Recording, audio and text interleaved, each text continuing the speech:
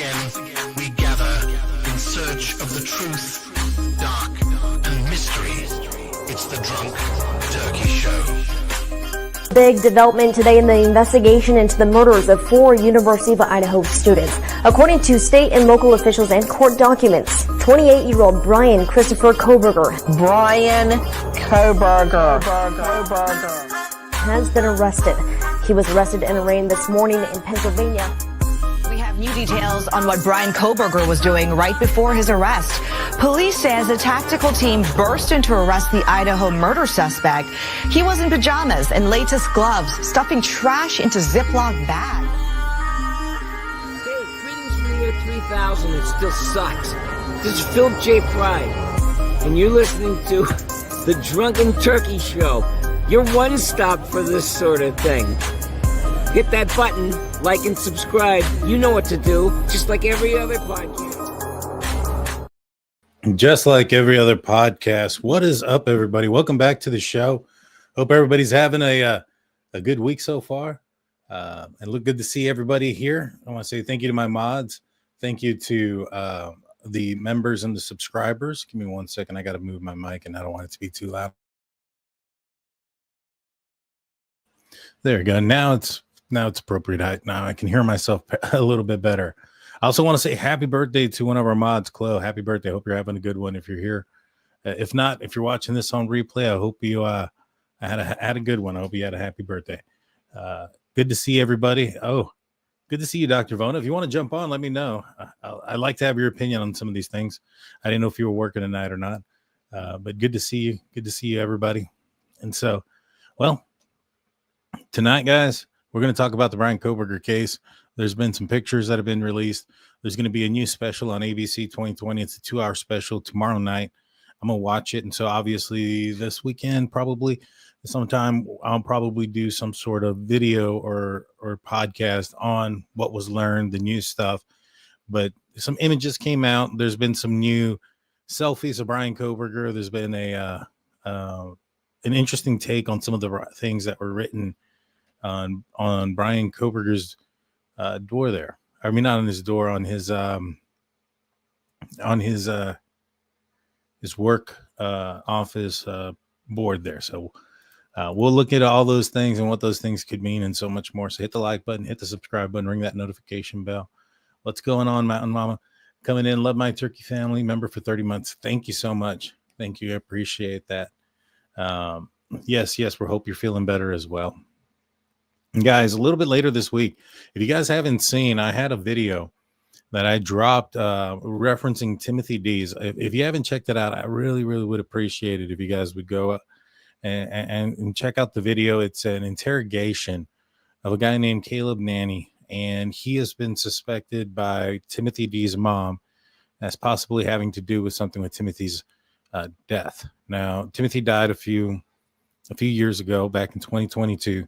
And he called 911. Well, he went out with his buddy down to a place called Fredericktown, Missouri. And while he was out there, he ends up calling 911, saying that his friend was threatening him. And when 911 shows up, they're met by some other relative of Caleb's. And he's agitated. He's upset. They claim that Timothy just ran out the door and started screaming and doing all this, just running and yelling, and they don't know why he ran off. They were unaware that he called 911, and so they arrested the cousin who was agitated because of a warrant that he had, and they never made contact with Timothy. They just thought, all right, well, this guy must be the guy that's being, making the threats because he's very agitated. He's coming at the officers in a very aggressive manner. And so they arrest him, and they never find Timothy. They never talk to him. He disappears at that moment.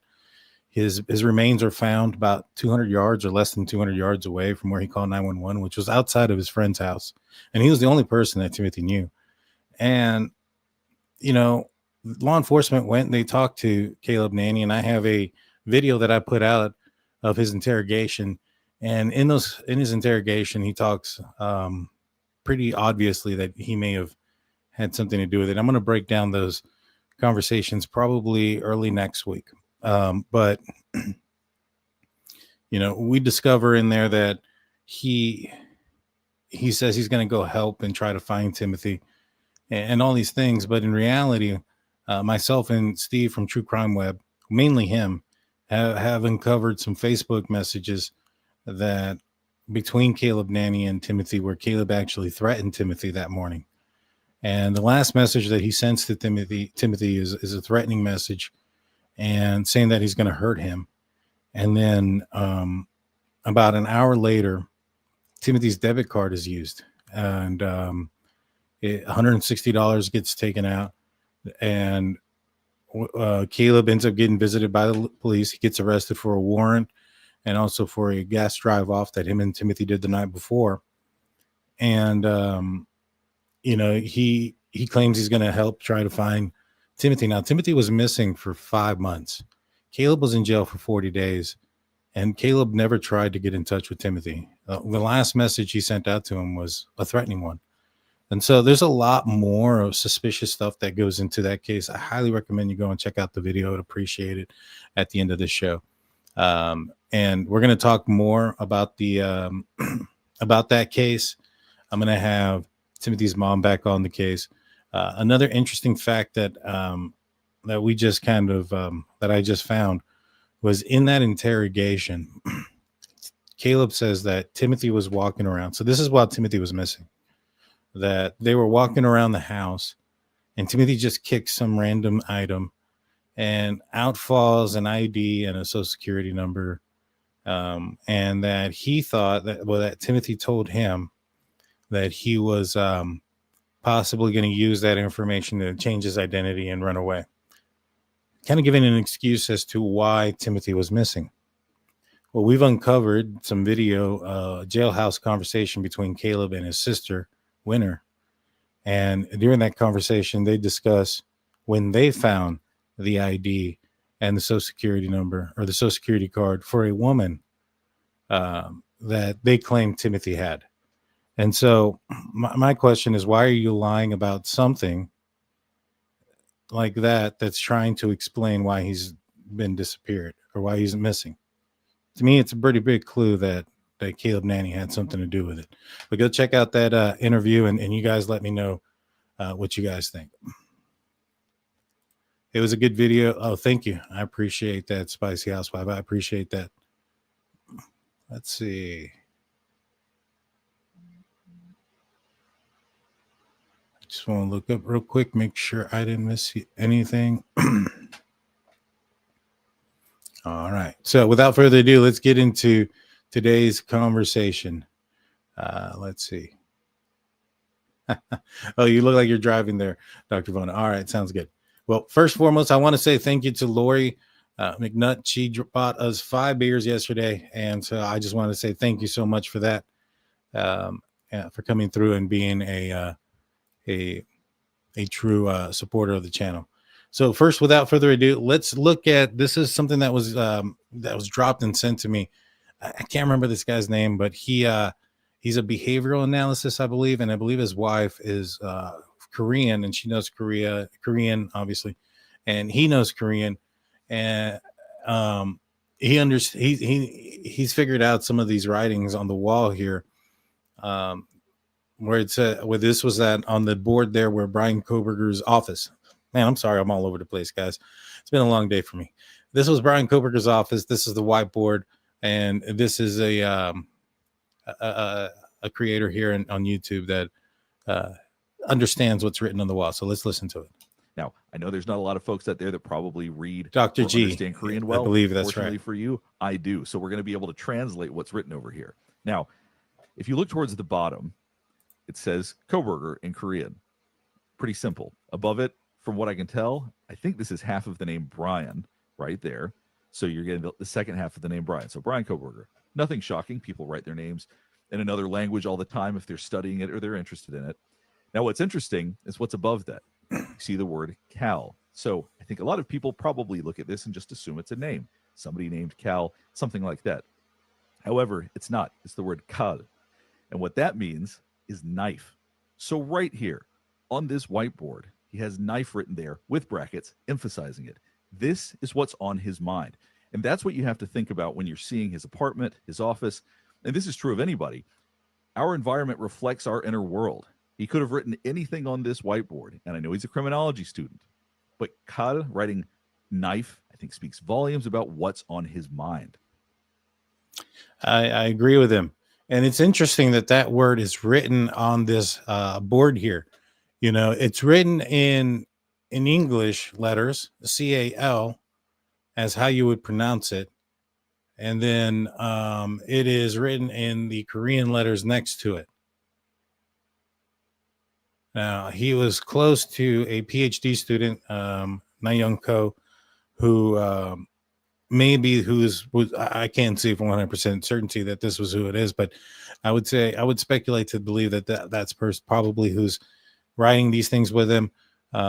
It's an interesting thing for him to have written or to want to have learned. I wonder if that was like I wonder, it's an interesting thing. I wonder why he would use that. Obviously, he was infatuated with knives and things of that nature. He utilized it in his quadruple homicide. Well, this was on the board when law enforcement went in there after he had already fled to Pennsylvania. So to me, this is probably written relatively around the time that he left. So this was probably written after the murders. Now, obviously, it could have been on there longer. But writing it in English and then also in the Korean letters, to me, that tells me that he was trying to learn how to say that word. That's the only purpose in writing it that way. It was for him to try to say it, to write it out in CAL, to write it out in English the way it sounds. It's a interesting thing that he picked up on. 100%. Here's another little goose egg of some information. Oh, that's real low. Oh, thank goodness. I was like, no, it's coming in low, but it was just turned down. So Jared, his mother sent him this article about the murders after the murders, but of course, before he was arrested. Hold on, give me a second. About Xana. So Jared, his mother sent him this article about the murders after the murders, but of course, before he was arrested, about Xana putting up a fight. So there was an exchange there of a conversation between Bryan Kohberger and his mother. His mother sent Bryan Kohberger an article talking about Xana. Now, I'm assuming this is an assumption because they did talk a lot. So maybe perhaps they talked while, she was out of the house, and Bryan Kohberger stayed at home while he was in Pennsylvania. So I'm assuming that this is before December 11th that this conversation has happened. Obviously after the murders, so between November 13th and December 11th. December 11th was when his father and him fled out of Pullman, Washington, to back home to Albrightsville, Pennsylvania. And so I would also assume that this was probably before December 9th, because December 9th is when things went bad for Bryan Kohberger. He got into some sort of altercation with one of his professors, and this is when he lost his job as a TA. Now, I don't think they had informed him yet that he was losing his job. I think they informed him that they were probably going to consider it. And the reason being behind it, it sounds like in the interviews with Professor John Snyder that he was somewhat against Bryan Kohberger losing his TA job. And this was in the Idaho State Police documents, I believe. Maybe it was the Moscow ones. But he had gone over there and he had spoken with them, and he stated that he was kind of against it because that it could potentially open up a lawsuit for WSU because, he had traveled across the country and he was dependent on the money that he was making. And there was a contract that was signed. And I'm assuming a lot of the issues were, a lot of he said, she said type of thing. And although there was a lot of documentation, and I 100% believe every one of these women that said something negative about Bryan Kohberger, because he's obviously a monster, and he obviously didn't just do the homicides. He had done other things. He was, a creep. He was a stalker. He followed other women to their cars. There was footprints behind some of their houses. He had IDs for some women. he talked about other women. And those conversations come up, like, for instance, in this little clip that we're going to listen to here, there's a situation there about them talking about a waitress, Bryan Kohberger and his mom talking about a waitress of some sort. So, there's some oddities there, but let's tune in. And it seemed, I think, that he was on the phone with his mother right around the time that this text came in. Can you tell me a little bit about her communications with him? Yeah, sure. So November 17th just kind of stands out a little bit. He had more mother interaction that day than normal, which was a lot. He was on the phone with her for hours that day. November 17th. That's just 4 days after the murders. I'm assuming that's when this article and the conversation between Bryan Kohberger and his mom is happening. And so it's odd a little bit, though, don't you think, that she's having these conversations with him about these specific murders? As much as they talk together, she's not picking up on anything. I doubt that. I doubt that that's true. But sort of to end the night, that night, and this was the same day that the grievance letters were being worked on and sent. But that night, he received a link from his mom, and the link was to a news article basically describing how Xana had bruises on her body and how she had put up such a fight. And there was no response, no text back. And looking at the timeline a little bit, you can tell that they're actually speaking on the phone. What that tells us, and we can assume, is that they were talking about the Idaho murders. I agree with them. I believe that if they're on the phone and a link is sent while they're on the phone to each other, it's most likely having to do with the conversation there. Now, what kind of conversation could be having that a link is sent? Maybe perhaps, and this is probably what it was, is that in the article it said that Xana fought back like hell, and that there was a lot of bruises and stuff like that. He was probably contesting that to his mom. He was probably saying, no, I don't think that happened. And she sent in the article, and in his mind, well, one, there wasn't any of Bryan Kohberger's DNA under any of the victims' fingernails or fabric under their fingernails. There was nothing that linked them to Bryan Kohberger. There was no signs of blood or hair or any of those things. So to him, her defensive wounds of grabbing the knife and defending herself, putting her arms up, may not be indicative to what a full-on fighting back is. And so what I'm thinking, and this is just my speculation, is that him and his mom were probably having this debate on whether or not there was a fighting or a struggle that ensued inside of the house. And he was probably saying probably not, that there wasn't. And she was probably debating, oh, yeah, there's this article, and sent him the article. Like, this is what we got right here. And I wonder what his thoughts were because of that. What that made him think when he saw that. On that night. And then the next morning, there's just kind of nothing. And then this text about coffee beans. And then the second text that said, yes, still there. Same girl. Very sweet to the two older lady customers there. I have no idea what that is, but there's just no context between talking about the murders the night before and then this thing the next morning. I'm going to rewind that. I want to hear that again. And then the next morning, there's just kind of nothing. And then this text about coffee beans. And then the second text that said, yes, still there. Same girl. Very sweet to the two older lady customers there. I have no idea what that is, but there's just no context between talking about the murders the night before and then this thing the next morning. Can you just repeat what you said about the nice girls in the coffee shop? Who sent that text that you read, and can you reread it? Now, this was the next day. So this happened on November 17th, the initial one. So this is November 18th. Bryan Kohberger's still at WSU. I'm assuming that if the mom is talking about the coffee shop, it's about a coffee shop and a girl that Bryan Kohberger probably is familiar from before he moved out, keeping tabs on on women through his that he knew in the past is what it sounds like through his mom. Yeah, his mother sent it to him. It said, yes, still there. Same girl. Very sweet to the two older lady customers there. So Bryan Kohberger obviously was asking if that girl was there. I wonder if the reason why she texted him, yes, still there, is maybe because he asked her the question and maybe she was close enough to hear. And so she texted him, yeah, still here. Very nice to the older customers. Maybe perhaps like she's like, hey, this girl, like she's on the phone with him, right? And then she's like, hey, this girl is here.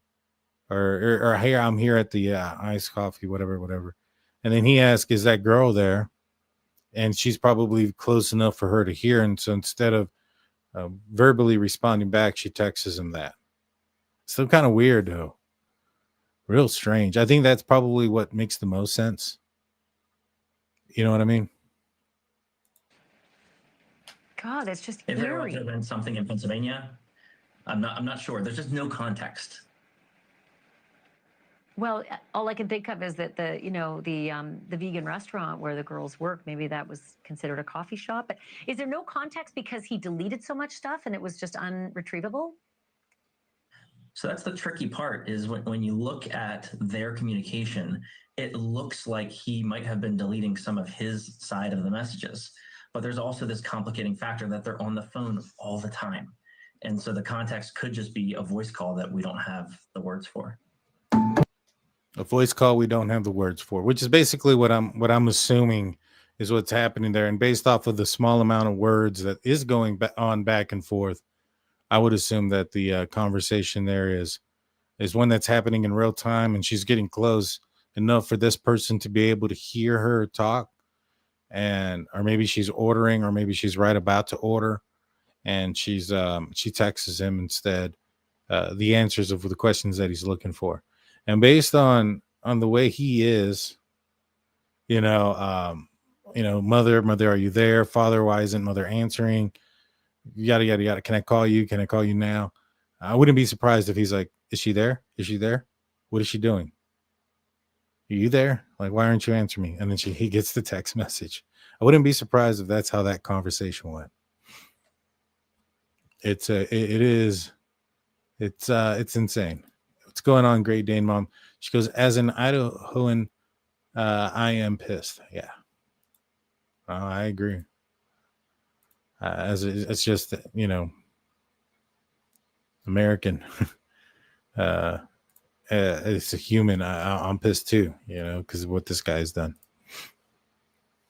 Now, let's transition. And this probably isn't going to be the longest show, guys.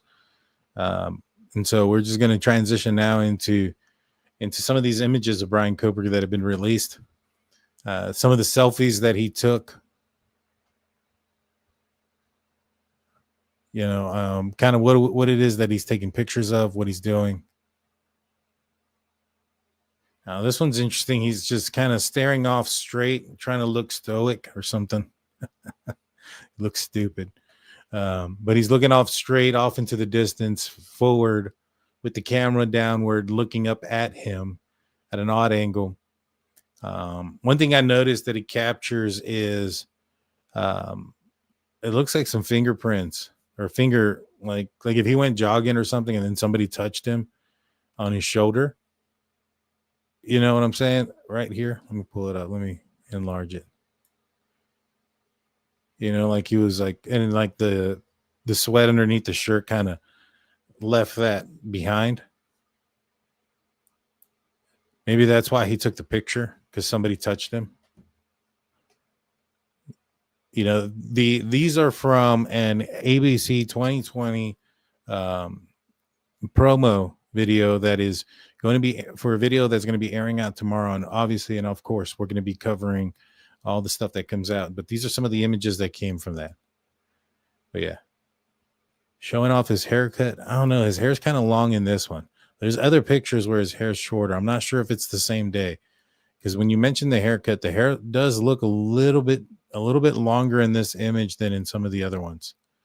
Now, in in the Dateline article, it said that, or in the Dateline promo, it said that some of these pictures were from before the murders and some were after. So I put them in order from when I think they were done. Again, him looking off. He's got something weird right here on his face. But I think these pictures here may have been before the murders.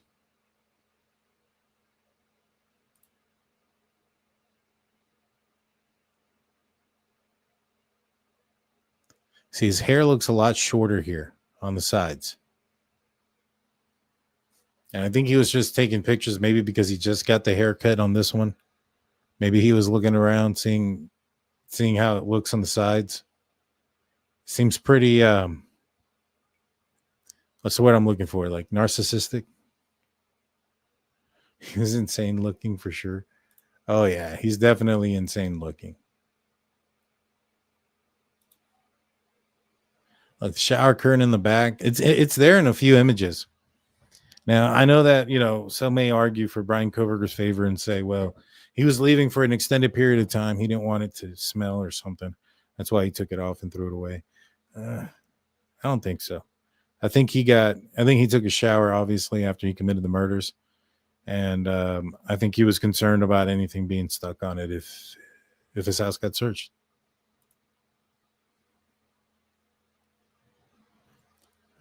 Kind of looks like that dinosaur I was telling you guys from that birthday card he got.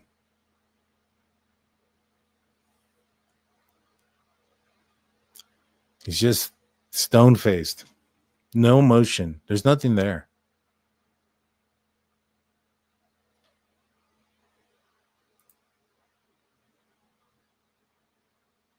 He was looking back here at the back of his head. And again, I think this is before the murders happened. And so he's got these spots here. And I thought maybe there was a scar. Maybe this one up here. This one could be a scar. But this one looks kind of like, you can kind of see little spots here. I think he was getting alopecia. I'm not a doctor, so I'm not going to try to say that that's what it is for sure. But that's what it kind of looks like. Eyebrows are pretty bushy.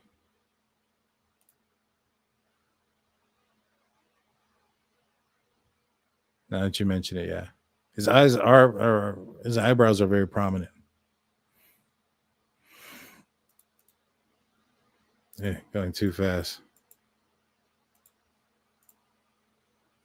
So kind of some spots here.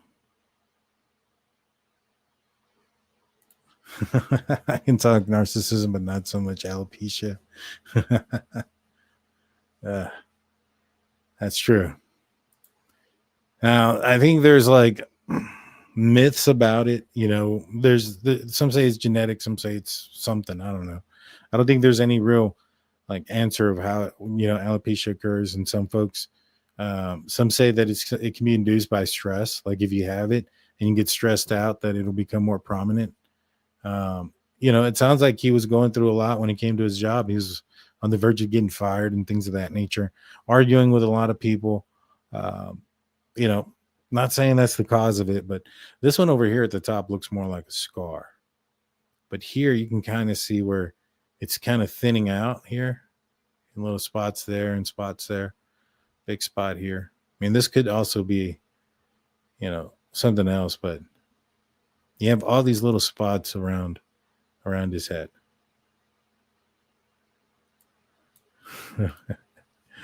And great clips in the $10.99 special.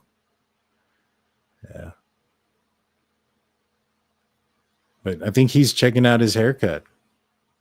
This entire thing is him looking at his haircut that he got.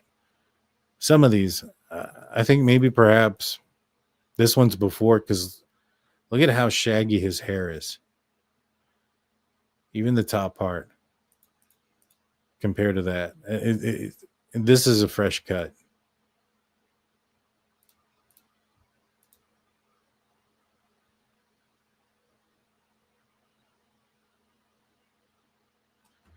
I know he did get a haircut, though, after the murders, because there's that voicemail that was going around. Remember that voicemail, guys?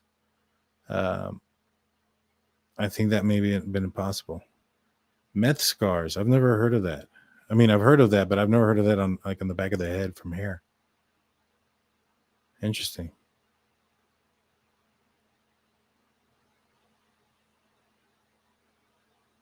Oh, what's going on, Matt? Oh, I don't really talk about other creators here, to be honest with you. I don't have time to listen to them.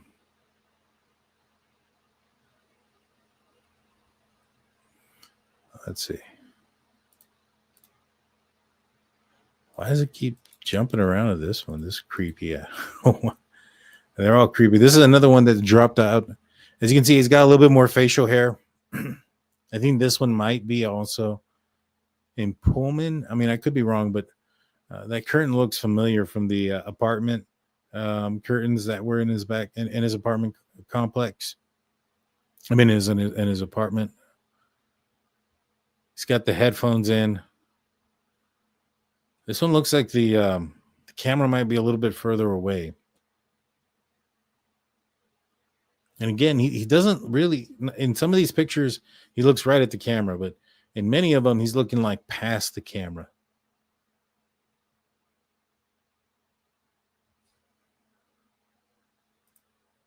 This one, he's looking at the camera. This one is the night that he was watching that Ted Bundy YouTube channel or YouTube show that had Ted Bundy in a hoodie.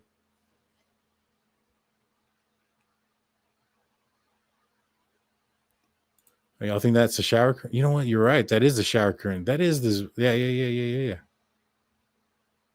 You're right. That is a shower curtain. But he looks like the camera's further back.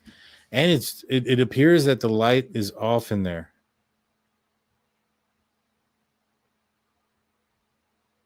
The light is off. I'm not saying it's necessarily, dark outside, but it could be.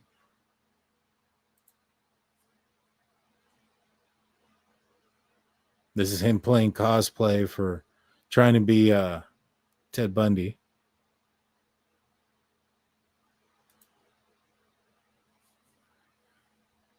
Look at the collar. Look at how this sweater goes all the way up, zips up like a turtleneck to protect the collar, to protect the neck. What voicemail? There was a voicemail Bryan Kohberger left his hairdresser sometime in late December or in late November to get a haircut. This is already in Pennsylvania, I believe, this one here. But the one thing I noticed is this collar, how high it goes up to protect his neck from getting scratched or any of those things if he's getting into conflict. Guy looks like a freaking vampire. I'm not going to lie. Dude looks like a vampire. And I believe this is the same hoodie. As you can see, it's not tied up or it's not zipped up all the way. But this may be the same style of hoodie that he wore that night.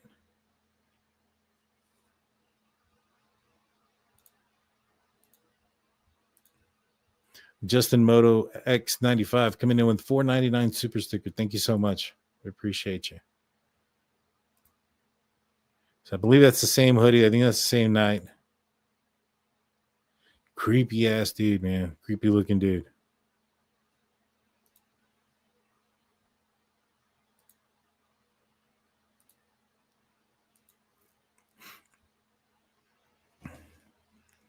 And that's going to do it for these pictures, man. This is going to air out tomorrow at about, I think it's at 8 p.m. Central. It might be different for the West Coast. It may not come out at 6, like the same time it airs out for me. But I'm going to tune in. I'm going to watch it. I mean, not tomorrow. It starts on Friday. I don't know why I thought today was Thursday. It's on Friday. My mistake, guys, for everybody that's been tuning in. I made a mistake there. It is on Friday night on ABC at 8 p.m. Central. So I'll be watching it. So sometime this weekend, I'll be going over it. I'm going to answer some of y'all's questions. These are some creepy pictures. I'll leave them up for a little bit, kind of go through them still. If you have any questions, put them in the comment section. And then I'll answer some questions for the next 10 minutes or so before we call it a show. Hello, mother. Hello, father. Yeah. Weird looking dude. Weird looking dude.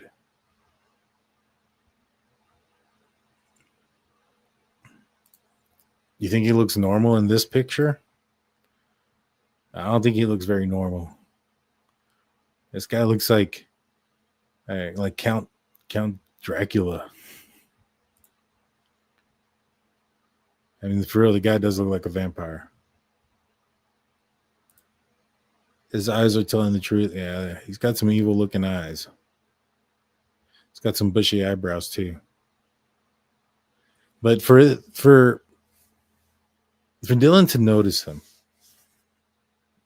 in the middle of the night while it's dark, I mean, yes, it's probably the only thing that she could see because of the mask and everything else he was wearing. But I think that he also had to have wore like maybe some sort of gel, maybe some sort of something. Hold on, let me turn this off. This keeps beeping at me. I'm sorry about that, y'all.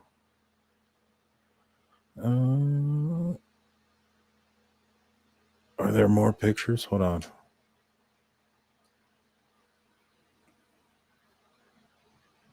But to me, I wondered if he had put some gel or something in his eyebrows. There was one time, and I talk about it, where I saw a Steeler fan, my wife Brittany. She had put something in her eyebrows, and it took me back because it looks super thick. And I was like, whoa. I was like trying to be the guy from, the father from American Pie, I think is what I told her. And it was just a joke. She laughed. She knew she messed up. It wasn't the only time that she's done something kind of funny. She's been a cosmetologist in the past, still kind of does it every now and then. And her friend came over, and her friend wanted her to cut her hair, and they were hanging out and having a good time. And I guess they didn't realize that her friend's hair had been wet when they decided to trim the bangs. And so when they dried up, her hair was like super high above her eyebrows. She kind of looked like Lloyd Christmas or Lord Farquaad from Shrek. So, good times. Funny stuff. But yeah, I wondered when I saw that, like when I saw Brittany with the eyebrows like that, I was like, I wonder if this guy put something in his eyebrows to prevent hair from falling out. Right. And it made it look even more bushier than normal. The hoodie pic is horrible. This one, yeah, it is. Looks like a cyborg. Yeah, he looks kind of weird.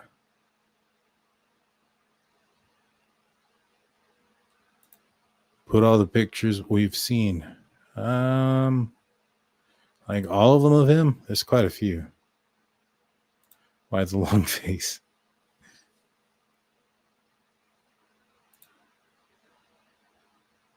Let's see. You think he looks most normal in this one?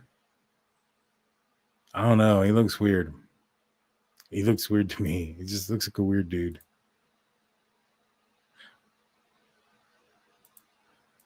I guess if you're saying like these, he looks like, yeah, like he's ready to hurt somebody.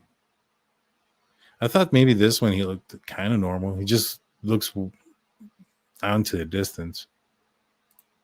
Do you think this picture is after because it looks like his eyebrows are shaped there? It's an interesting point. His eyebrows don't look done there or defined. This is after the murder. I mean, after the haircut. I don't know if this was after the murders or not. Eyebrows. Let's see. There's those eyebrows there. I guess so. I mean, they do look kind of cut up here.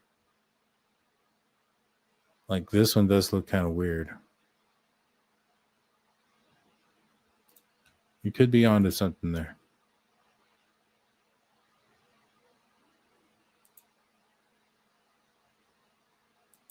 Oh, snap. I don't even know what that guy looks like, to be honest with you.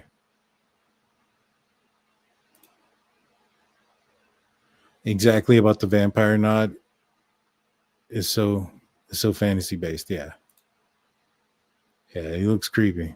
It's interesting because like that whole birthing hips, comment that he made, that actually was from a movie called Dark Shadows with Johnny Depp. And Johnny Depp plays an socially awkward vampire. And is all pale and thin and kind of resembles him too.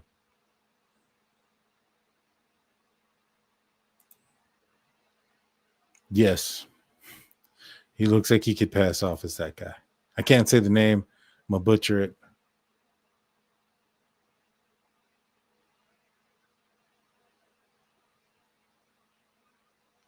Let's see. We got anything else? Put a couple stars, guys, if you have any questions for me. Pierced lips.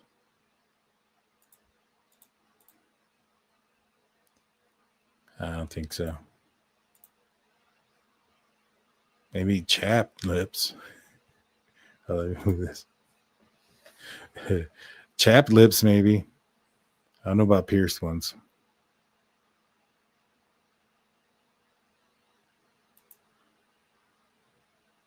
Any follicle hair is post.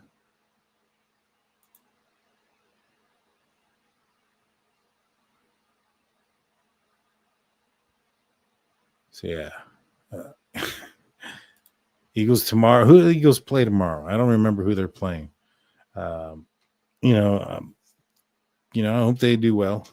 The Steelers play the Jets this weekend, so I'll be looking forward to that.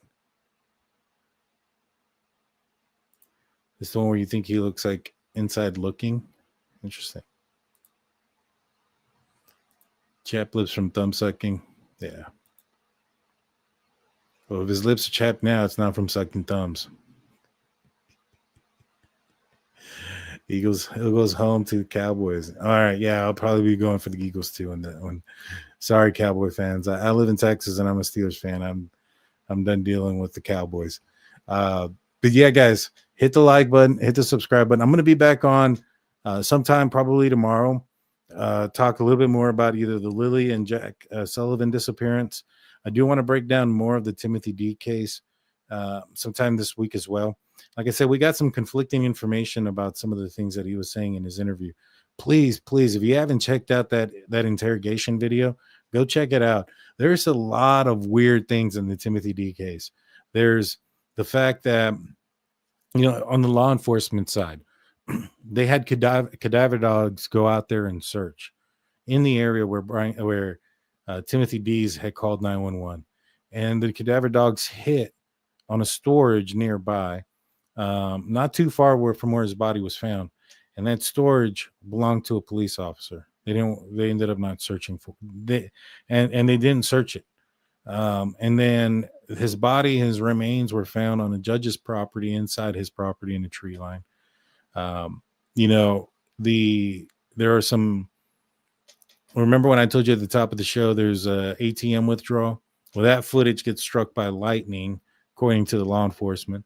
The 911 call, they actually had argued at one point that it didn't even happen, that Timothy D's never called 911. But Barbara Hall ended up contacting a deputy and ended up having him recorded talking about the call and it coming in. And so they had to admit that the call did happen. And then when it was requested for the call, it was apparently struck by lightning as well. Barbara Hall had a conversation with the chief of police there, and the chiefs had his body cam. Barbara Hall requested the body cam footage of that interaction that she had with the chief of police, and that body cam footage was also corrupted due to it being struck by lightning. And Timothy's body, when they found it, his teeth weren't. He had missing teeth on the front of his skull. And when they ended up taking the coroner pictures, and they took the pictures for from the coroner, and then also from where they, the funeral home. His teeth were put back in. Now, why would somebody do that? If you're trying to, and I don't think law enforcement had anything to do with Timothy D's death. Me personally, I think somebody in that area, probably very high up, is doing something they're not supposed to and doesn't want that area investigated because of their involvement. But the only reason why they would take the tooth out and put it back in and not document it, because they tried to claim that it's not true. They claimed, oh, no, that's not true. It had it the whole time. However, Barbara Hall had the surveillance, the video and pictures of where they located Timothy's skull at the scene, and at the scene the pictures show and indicate that he had 2 teeth or a tooth missing. Now, why would they put it back in? In my opinion, the only reason they would put it back in and not say anything is because they don't want the coroner to have a reason to rule this a homicide. That's the only reason I believe that they're doing that. And, you have the judge's wife, the owner of the property where Timothy's body was found, literally tell Timothy's mom that she's never going to find out what happened to her son. That was part of what was on the body cam that Barbara Hall wanted, that was magically struck by lightning.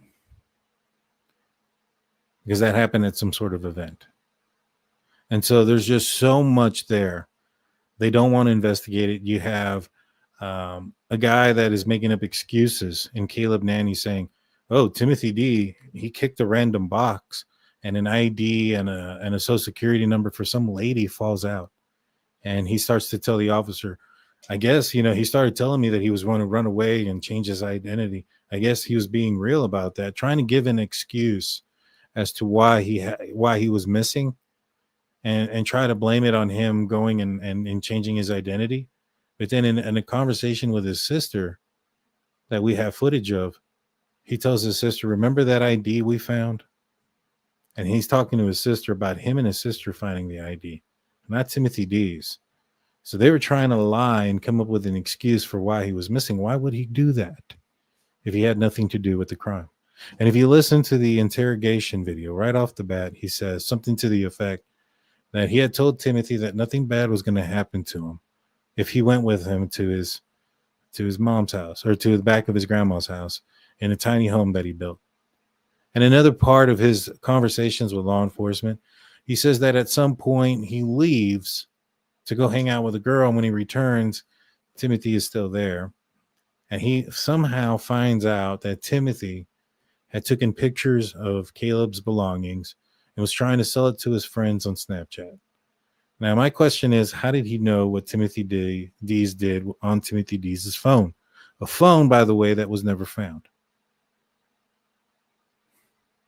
There's just so much there that we're going to be breaking down and going into. I would love it, guys, if you would just do me the favor of going and watching the interrogation video. I did a little 5-minute intro into the case. Not everything into it is there.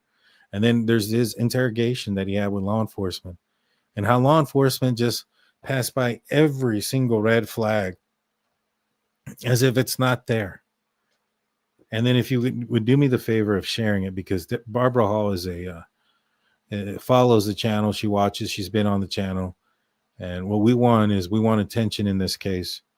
And we want it to be investigated.